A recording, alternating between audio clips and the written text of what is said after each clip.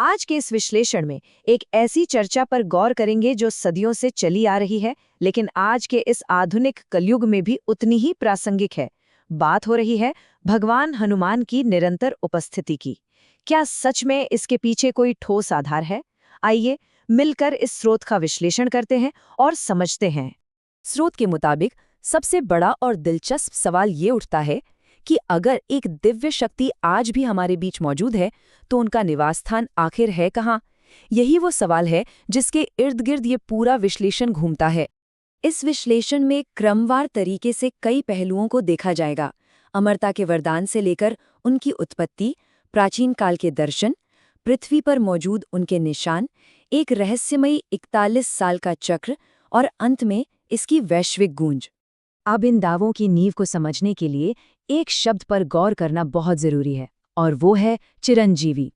हिंदू मान्यताओं में चिरंजीवी का मतलब है वो अमर सत्ता जो इस वर्तमान युग यानी कलयुग के बिल्कुल अंत तक पृथ्वी पर ही रहेगी।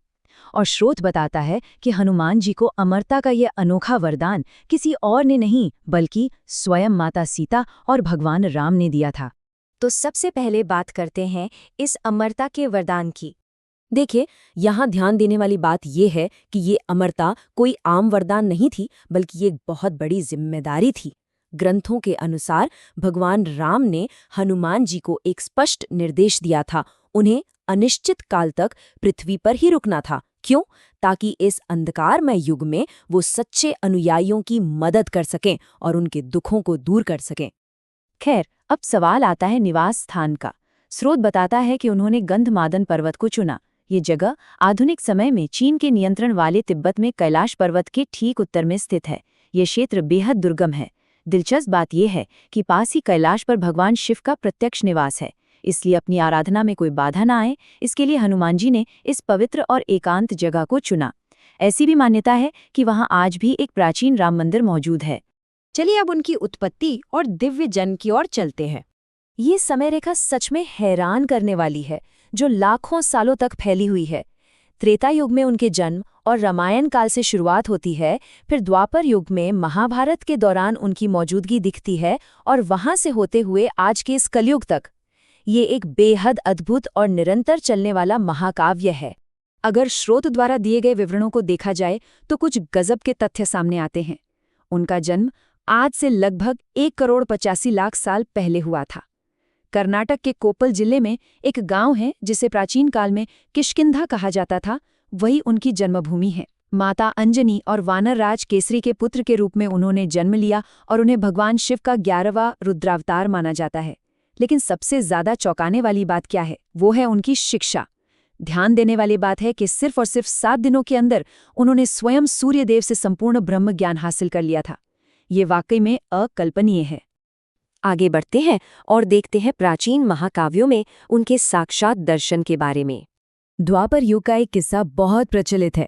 शक्तिशाली पांडव योद्धा भीम एक बार कमल का फूल लेने गंधमादन पर्वत के पास गए। वहां उनका रास्ता एक वृद्ध वानर की विशाल पूंछ ने रोक लिया। भीम ने पूरे अहंकार में उस वानर को हटने का आदेश दिया। जब वो नहीं हटे तो भीम ने खुद पूंछ हटाने की कोशिश की, लेकिन अपनी पूरी ताकत लगाने के बाद भी वो उस पूंछ को 1 इंच भी नहीं हिला पाए। उस पल उनका सारा घमंड चूर चूर हो गया। फिर उन्हें एहसास हुआ कि वो वृद्ध वानर और कोई नहीं बल्कि स्वयं भगवान हनुमान थे, जो दरअसल उन्हें विनम्रता का एक बहुत ही जरूरी पाठ पढ़ा रहे थे। अब प्राचीन कथाओं से निकल कर आते हैं पृथ्वी पर आज भी मौजूद साक्ष्यों पर। स्रोत में एक बहुत बड़ा दावा किया गया है उन भौतिक निशानों को लेके जो आज भी देखे जा सकते हैं, जैसे कि आंध्र प्रदेश के अनंतपुर जिले में पाए जाने वाले विशाल पैरों के निशान। माना जाता है कि ये निशान ठीक उसी वक्त बने थे जब हनुमान जी ने माता सीता की खोज के लिए समुद्र के पार वो ऐतिहासिक और विशाल छलांग लगाई थी। ये जमीन पर उकेरे गए उस महान यात्रा के प्रत्यक्ष प्रमाण माने जाते हैं। अब आते हैं इस विश्लेषण के सबसे रहस्यमयी हिस्से पर, 41 साल का चक्र। ये कहानी सच में रोमांचक है। कहा जाता है कि भगवान राम के प्रस्थान के बाद हनुमान जी श्रीलंका के घने जंगलों में चले गए थे। वहां एक स्थानीय जनजाति है, मातंग जनजाति। उन्होंने हनुमान जी की इतनी गहरी भक्ति और निष्ठा के साथ सेवा की कि हनुमान जी ने उन्हें एक बहुत बड़ा वचन दे दिया। उन्होंने वादा किया कि वो उन्हें दिव्य ज्ञान देने के लिए एक निश्चित समय चक्र पर लगातार वापस आते रहेंगे। और ये वापसी कोई आम वापसी नहीं है। स्रोत के अनुसार ये एक बेहद सटीक टाइम टेबल फॉलो करती है। ये वापसी ठीक हर 41 साल में एक बार होती है। अगर गणनाओं पर गौर करें तो उनका पिछला आगमन साल 2014 में दर्ज किया गया था, और अगर इस कैलकुलेशन को आगे बढ़ाया जाए तो उनकी अगली प्रत्याशित उपस्थिति अब साल 2055 में होगी। आखिर में देखते हैं इस महाकाव्य की वैश्विक गूंज और मान्यताओं को। अब अगर चीन के मशहूर मंकी किंग यानी सन वुकोंग की बात की जाए तो स्रोत एक बहुत ही सीधा कनेक्शन ड्रॉ करता है। दोनों पर गौर करने वाली बात है, दोनों ही वानर रूप में हैं, दोनों के ही पास उड़ने की असीमित क्षमता है, और दोनों ही एक बेहद शक्तिशाली, जादुई और आकार बदलने वाली गदा धारण करते हैं।